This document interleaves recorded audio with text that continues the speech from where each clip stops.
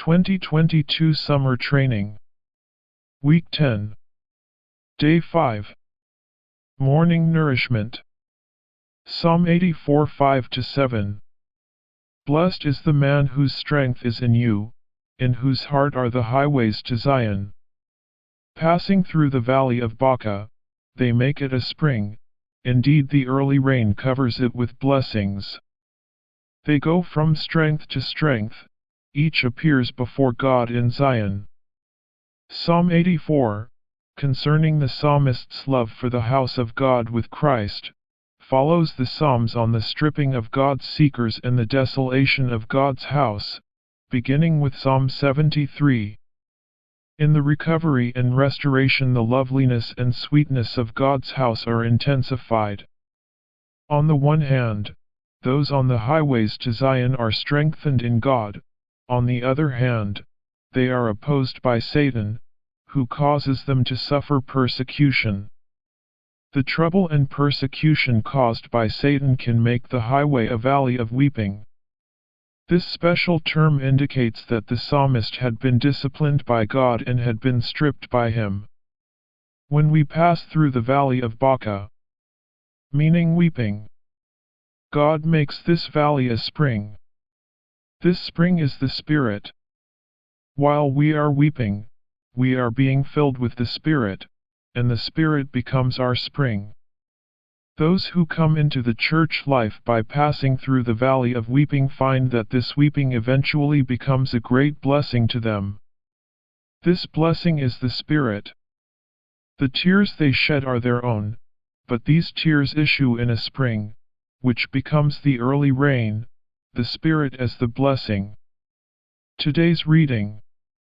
The blessings of our dwelling in the house of God are our enjoyment of the incarnated and consummated triune God as our Son to supply us with life, as our shield to protect us from God's enemy, as grace for our enjoyment, and as glory for the manifestation of God in splendor. Psalm 87 first refers to Zion's foundation, which is called God's foundation. This divine foundation, typifying Christ as God's unique foundation for the building up of His house, the church, is built in the holy mountains, which typify the local churches. Jerusalem was built on these holy mountains, and among these mountains the highest peak is the one on which Zion was built, which typifies the church. The gates of Zion in Psalm 87:2 are for coming in and going out, signifying fellowship. The fact that the New Jerusalem will have 12 gates indicates that God's holy city will be full of fellowship. Zion has many gates for fellowship. Psalm 87 unveils Christ with all the saints to be God's house for God's city and for God to gain the whole earth. Verses 5 and 6 say, "Of Zion it will be said, this one and that one were born in her. And the Most High Himself will establish her. Jehovah will count when He records the peoples. This one was born there." The word about this one and that one being born in Zion indicates that Zion is full of saints. Verse 6 tells us that this one, Christ, the unique one, was born there. Christ Himself and all the saints were born in Zion.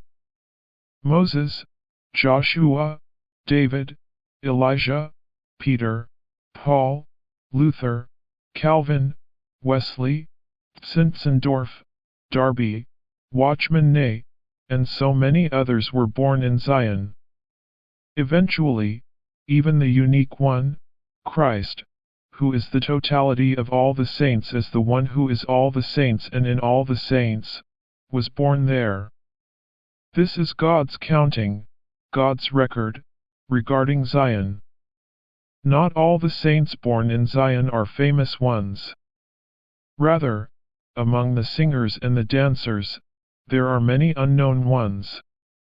We today may be the unknown ones, but we can sing and praise the Lord, saying of Zion, the city of God, all my springs are in you.